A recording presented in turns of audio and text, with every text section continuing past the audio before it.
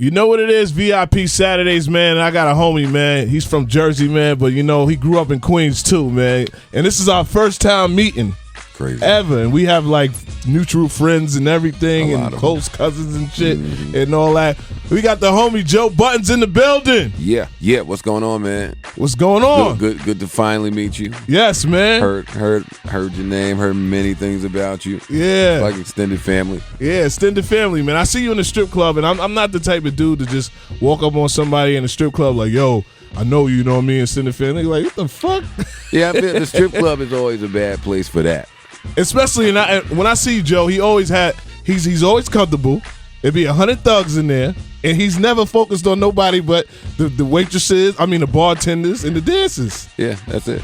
And it's not like he's a rapper that comes in like, yo, you wanna play my shit? Joe never goes to the DJ booth. Never. He has his hookah. Yeah, I'm to myself, man. I'm not all that extra shit. I'm not there for none shenanigans. Maybe it's because I'm a little older, so let them niggas do what they do. I'm not beating the DJ down. Like I'm just here to relax, enjoy myself. So, man, what's going on, man? This is the album No Love Lost, the series, right? The series. This is the final installment in that. This is All Love Lost. Okay, All Love Lost. And yeah, it just came out yesterday. I'm real excited about it. Fans really seem to be fucking with it. Seems like it's getting a real good reception out there. So I'm excited, man. It's probably one of my best pieces of work, which says a lot for me because I've been rapping so long. So yeah, I'm excited. Now, how long you been rapping? Because I've heard stories about when I was speaking to Webb, and this is way back, about you was in the basement in Farmers, and they was like, yo, it's this new kid, his name is Joe, and he's crazy. And this was around like 2003 or 2002. Yeah, we was in that basement in 01, 02. Wow. Yeah, but we just went to Sam Ash and bought some studio equipment, and everything went out the basement. You know, I hadn't even made a song. That was my first time making an actual song. Yeah, then. The Cutmaster C days. Yeah, we was just tearing the mixtapes up. Now I look at the mixtapes now because I'm a mixtape DJ, and I feel like, you know, you've been an artist that always been ahead. Like I'm gonna go to the internet and I'm gonna do this now. You know, people say the mixtapes is dead, but you know, you've always been on the mixtapes.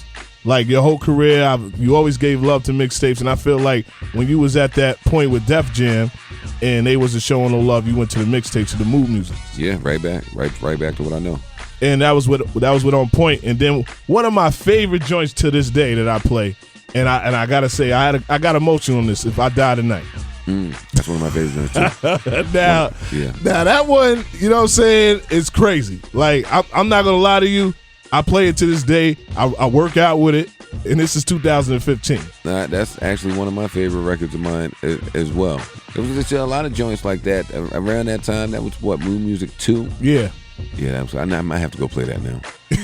Yeah, I gotta go play that. Now, you know what I'm saying? When he said play, you know what I mean? Because I feel, far as rappers, when they can capture the story and you can capture the listener and you feel like you're the person, when you was like, yo, if I die, you can smack the spades on the table, just say I did what I did, you know, that was crazy. Can we get into that record? Yeah, hell yeah, we can get into that record. Now understand, you know, we probably got like 15 million people that listen to us. You know what I'm saying? Maybe like 28 million worldwide, internationally. Can you introduce this record? And so a couple of youngsters that don't know what's going on. Yeah, it's a lot of youngsters out there. So what we're going to do is we're going to play this joint. This is off a project called Mood Music 2 that came out in 2005, 2006. Yes. And this is called If I Die Tomorrow. This is over the Tony yes. Tone sample. Y'all youngest probably don't know about that either. That was what was that? Anniversary. Yeah. Tony Tone Anniversary. This was a cult classic for a long time, so we're gonna play it right here. Joe Budden, Superstar J, If I Die Tomorrow. Let's get it. So I want to ask you, why does every rapper, it's like an introduction to the rap game when they try to come at you. When you say something, it's like, I feel like you're a spectator and you just talk, and then they catch the most feelings against Joe Budden. Oh, yo, well, you this and this. So the weirdest one was Millie Rock. I didn't get that one. I was like, I still don't get that one. And I'm like, and ain't y'all on like the same label and everything? And it's like, it wasn't like you said anything crazy. Like, is it one time that you was like, I am not replying or going at this rapper at all? I'm not going to even talk. Well, that Millie Rock, I mean, that shit is just the most recent. I was having an exchange with a friend of mine an associate of mine on Twitter, and you know we play a certain way with each other. Like, you know, a hoe is a term of endearment in this little circle. Explain to him, Joe. So I called this girl. She's like, "Yeah, I just want a Millie Rock to everything," and I was like, "You hoe," but she could have said, I want to eat some cereal. She could have said anything, and I would have said hoe. It didn't have nothing to do with the Millie Rock kid. Yeah, I didn't understand that. And here he come the next day or some shit with a whole Instagram post saying, "Oh, niggas is hating," and I'm like, "What are you doing?" Like, I don't get it. I won't even dignify it because I guess he's young. He's a young kid in the game. I get it. Rappers at some point, because I'm not sensitive at all. Yes, like that's I'm probably insensitive. It's tough for me to empathize with hypersensitive rappers. And a lot of rappers, unfortunately, are hypersensitive. Definitely. I mean, that's just the nature of the game, I guess. Now, can we get into this track? Now, I told you when I seen you in the lobby, the record, Love, I'm Good. Love, I'm Good. Now, I've been rocking it on, shout out to Los, but I've been rocking it with the motherfucking album release and you talking in the back like, yo, shut up, this one verse right here. First, I thought it was a part of the record. I'm like, man, this shit got to be off of, this is a good-ass recording. We played that on, because I did a listening session on my podcast. I'll name this podcast later every Wednesday at Joe Budden. Follow me. But yeah, I did a listening session on my podcast and I had to let that whole record run. Had to. Yeah, and it was like, it just stunned the whole internet, and I felt when I listened to this record, it was like, this shit is crazy, and it's three different. I say with Joe, you're gonna get a 6 or 7 minute record from Joe. Oh, 100%. 100%. He doesn't care about bars. Yeah, no, we got to rap. Rappers supposed to rap. And I'm gonna tell you a story. Stack told me. He was like, yo, when you go in the booth with Joe, he's gonna really try to drag you. This is what he does. That's how I try to do it. He's right. Gonna try. You know how Stack was. Stack is 100% right. God bless his soul. But he knew what it was every time I was in the booth. And it was like when you did the Fab, all the remixes when Skane's talking that music shit. It was like Joe would go like left, and it was like, damn, I think he's at 32 bars right now. Yeah, I didn't understand. I mean, that whole fucking. Keep it to 16, keep it to 12. Nah. I be having all types of fights with my Slaughterhouse brothers because it's 4 of us. So already the song is longer than it should be if everybody gets a verse. So I'm like, dog, everybody don't need a verse on this song, number 1. Number 2, I don't want to rap a 16 or a 12. Like, I want to rap. Yeah. So we have those arguments all day in the studio. So this song right here, you're talking about, like, the metaphors on this is crazy. The first verse... And it's like, you ran away with Young Thug and Future. You did the whole synopsis of Common, and then the shit that got me crazy is when you said, "Where the fuck is Eric B at?" Yeah, valid, man. Can you break down that verse just a little bit? I mean, that verse again, like a common theme throughout the album is just talking about hip hop and where it is today and what it's meant to me. And in that verse, we start again, like Common on I Used to Love Her. We're talking about hip hop metaphorically, and we start in one place and we go to where we are today, which like when he did it, he said damn, what is that? I don't have the words right in front. I got a brain freeze, but he was talking about hip hop going to the West Coast, and now they're not even fucking with us over here because that's where it's at. And now fucking X-Clan and like they was fucking with everybody but us. So I kind of felt like I had to speak for the lyricists and the people that really put an impact on their words with this, because here we are yet again, almost 30 years. Almost 34 years away from being fucking 30 years, 5 years away from being 30 years from when that song was released, I Used to Love Her, and we're right back in that same. That's crazy the amount of time that passed since then. Yeah, I used to love it was 91, 92. Yeah, shit, you've been in the game 13 years. You the OG flies, now. I'm telling you, I just said that 30 years. I'm like, shit, that's a long fucking time ago. But yeah, 25 years ago. So here we are right back where, somebody just had to question where we are and how we got here, and that's what we did in that verse. Kind of similar to a song I did called Who Killed Hip Hop, which is just 15 minutes of documentation of how we got from point A to point B. Yeah. Can we get into this record? This is one of my favorite records. One of my favorite records, probably my favorite record on this album. This is Love I'm Good, produced by A-Rab Music. A-Rab, what up? Album All Love Lost in stores right now. Go pick it up. Joe Budden, Love I'm Good. Let's do it. Let's get it.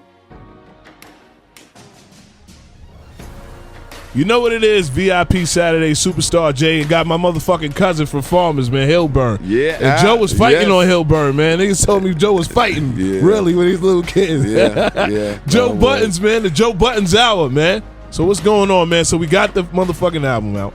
I finally got my copy. Yes. And it's in my computer. Now, I want to ask you, is it what is this, a myth? Is Halloween and I didn't see it on the net? I'm just seeing it now. I don't know. I don't know how that occurred, but we went a long time without a leak, which is kind of unheard of when you have physical copies of your album. So I mean, I'll just say I'm blessed that it didn't leak. I mean, it could have been the worst case scenario, which is your album done leaked about a month ahead of time. Yeah, so, crazy. I know that would piss you off. Oh no, that would be real bad. That would be real bad. Yo, Joe, I heard the record like 50 times. A month ahead of time, release date? No. Then you have to give a motherfucking DVD or something like some incentive. Try to run back, make a couple new songs. Yeah, nah. Now, and also, I feel like you and Banks are kind of similar. You do the radio thing, but you really don't do a lot of radio interviews. So, I had to beg. I'm like, yo, I need Joe up here, man. Now, put VIP Saturdays. We got a good time, 8 to 12, and we need you up here. Now, on this album, is this going to be the last installment with this? I know it's the last installment. Are you going to another installment of something? To be honest, I was so engulfed in the creation of this project, I haven't even thought about it. You haven't? No, I have no idea what I'll do after this creatively. So I have to see. I have to go in the studio and see what comes out. And it's a matrix with you because sometimes people be like, yo, I can't really do another mood music. You do series of albums. Yeah, I do series. I don't know, because it's never, the thought is never complete with just one. Like my brain is ongoing place up there. So yeah, we always have more to say. So I mean, on the cover of this album, it says final installment, but that's subject to change. You know what? I'm doing another one. Yeah. The love goes on. More love lost. More love lost. Now we're talking about, because I'm a reality TV guy. And last Sunday I seen you on Couples Therapy, man. Yeah. Now, why did you choose to do Couples Therapy when I could see a For the Love of Joe?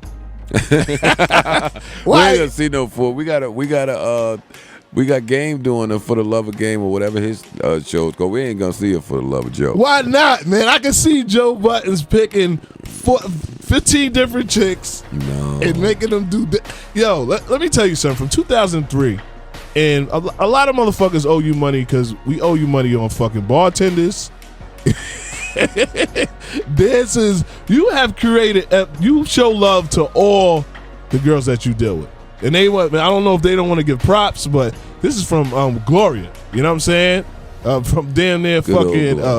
We could go way back. Yeah. We went way back. Gloria's way back. Yeah, Gloria was great. Nah, man, I can't. I wouldn't do it for the love of Joe, because that's a narrative I want to escape. Like, I don't. If the check is right. It would have to be really right.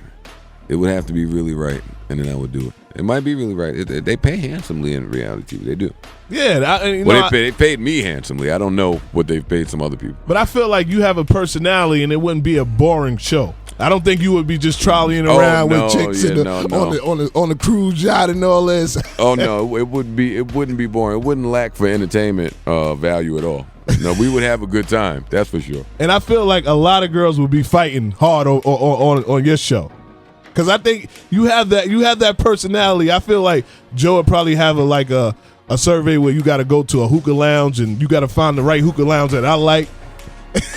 One thing's for sure, it wouldn't be very many unattractive women on that show. Yes. It would be nice to look at. Now, I feel like sometimes, does VH1 pick these girls? Because I shout out to Game, but a couple of them was not that attractive. That's what I said. Do they balance it out or? I don't know how they went about doing that. I haven't spoken to Game about it, but I said the same thing you did, though. A couple of them girls, I couldn't see him doing anything with. And now, would you give it? Would you have like a contest? Like, no, she's not gonna be there, or would you handpick these girls? No, I would handpick myself. Now maybe they said, well, no, Joe, we need to handpick them because we just asked all of them about you. Oh, then it wouldn't happen. I beef now sometimes with video directors. I always want to pick my own girls. I never. Anytime I've ever dealt with casting and you casting girls, I always hate it. Always. Right, now I got another synopsis. Maybe they did a reality show where you was the fucking counselor to somebody. Would that work? I'm with that too. I'm with that too. I got a bunch of my friends call me Yoda, and I give advice. Crazies, I've seen the craziest people get the best advice. So I mean, I give advice to plenty of people. So I'm down with that too. Whatever works. Now, what's up with the Janice thing, man? They I see VH1 is really trying to highlight you with this old woman, man. It's funny. Maybe it was the edit or something, but people are thinking that I was romantically involved with Janice Dickinson. And God. That would never be the case. Her and I didn't really mesh very well in that house together. So I was very eager to get away from her in that house. And she's nuts. So I mean, you can see it every week Wednesday that she's a little. It seems like she likes you and she just wants to get under your skin. No. She was running. It seemed like you was like, yo, and I don't know. It made it look like you, like they showed it like you tried to hit her or something. You know what I mean? Yeah, that's what they did show it like that. But I mean, they gotta edit it. They gotta edit it a certain way, and they put the little background music, and you gotta get your ratings. I understand it. Now, I want to ask you. Jersey's on top right now. It's been you for a minute. My guy Fetty. You know what I'm saying? And Patterson and everybody. Now, would you sign an artist like Fetty? What's your standards of if Joe Budden, since you're an OG and a motherfucker came up to you and he was dead nice, would you sign him or would you have artists? I see you have Armani and everything. I don't know if he's signed to you, but would you sign an artist like Fetty or Young Thug rapper type dude? Oh man, on the spot, brother. What do you have to rhyme or remind you of you? And that's why it's difficult. It's difficult for me to say because I'm not really a great judge of that style of music. Mm-hmm. So if somebody came to me, Fetty got 1 million hits on his CD. Yes. But if he brought it to me years ago, I don't know if I would have been able to identify that they were hits. Okay. But what about right now? Because you said before that, I like music like this. I'm in a strip club and I bop to this. You know what I'm saying? I've heard you say that before. I do. It's just not the music I create. So what is that the music would you sign? No, good music is good music. Mm-hmm. Like, Fetty does what Fetty does well. There are some people that make that type of music bad. Yeah. So, no, good music is good music. It would just have to be good. Okay. That's it. You still didn't answer my question. Would you sign a guy like that? Yeah. Okay. Yeah. No, I would. See, he's on the camera right now. Yeah, no, I would. No, count me in. I love what Fetty is doing. Like, I respect individuality. Mm-hmm. So it's great that somebody from Jersey is seeing the amount of success that he is. I'm like, to watch him where he was last year, this time, and where he is this year, this time. And I think somebody told me what his pub deal looked like, and I got sick to my stomach for a minute. I was like, oh, goodness gracious. But I had to salute. Like, was it a good pub deal or a bad? Oh, good. Like, he like, and I know you do the numbers. He's like, 1 hit single, 2, 3, 4, 5. Well, he's got a bunch of them, but I'm just saying, I remember hearing people tell me his story last September. Yeah. And here we are, October, and the stars just aligned for that kid, man. I'm real happy for him. So now, are you proud that because you put Jersey on the map? Now I feel like these A&Rs are going to be looking for Jersey artists. Well, that's where it gets tricky, because I don't think Fetty sounds like he's from Jersey at all. That's a fact. So I'm unsure. I know when I came out with Pump It Up and Fire, I thought that people would run to Jersey and search for the talent there, and that would help. And I'm not sure that it did. So I don't know. I don't know what pushes the A&Rs to the cities to find the talent. I don't know. Yeah. I hope that people go to New Jersey, because we got talent in all over New Jersey. Yeah, Jersey has a lot of talent. I'm starting to see a lot of rappers come up. Yeah, no, there is. Before you go, I got 2 more questions. Now, being an OG, now you see what's going on with his other member P Dice and all this. They're going back and forth. What would you pull him to the side like, yo, y'all gotta get to the money? Like, I feel like it's bullshit what's going on. Especially when you brung up people and the same type of shit happened. I agree. What would you say to them on the camera, like, being from a Jersey and you're OG? This is a dot on a piece of paper. This is very small, very minute, very trivial, and we got bigger fish to fry. Then that's a fact. That's why I feel like just being at this time. No, not now. Yeah, it's the worst time. It's the worst possible time. And Joe Budden's in the 18. Come on, man. Yeah. Like that. Yeah, man, just bad. And for what? I mean, looking back at it, me and Rand and Hitch, we've had these talks. Like, when you look back in retrospect, hindsight is 2020. When you look back, it's just like, dream team. We man. were young and stupid, beefing about just like bullshit. I would tell these guys the same thing. Definitely, man.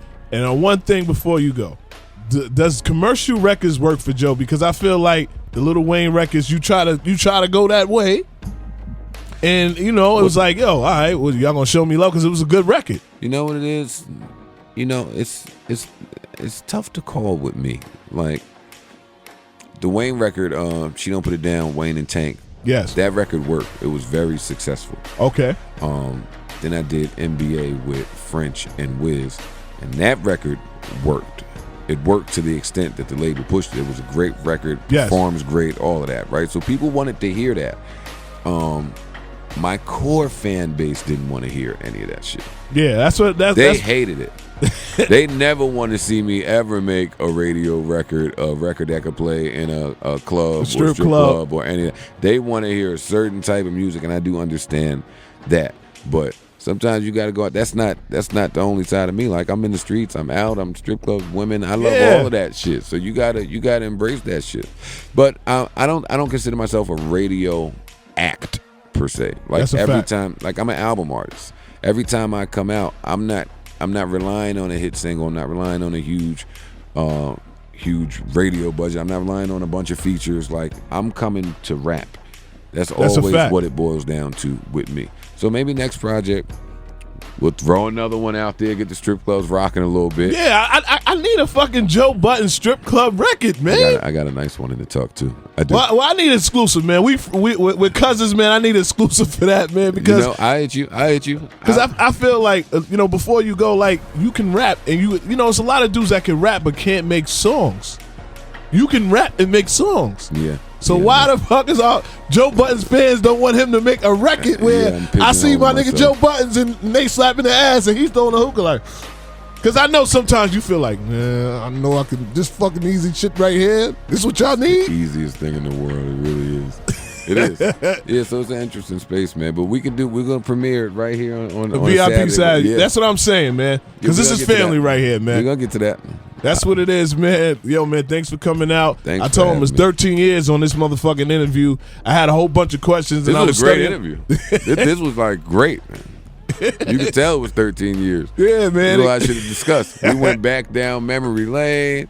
Yeah, we talked about a lot of shit. Yeah, because I had my shit, but in the phone, I was like, yo, man, fuck these questions. I'm just gonna freestyle this shit. Sometimes that's the best way to do it, man.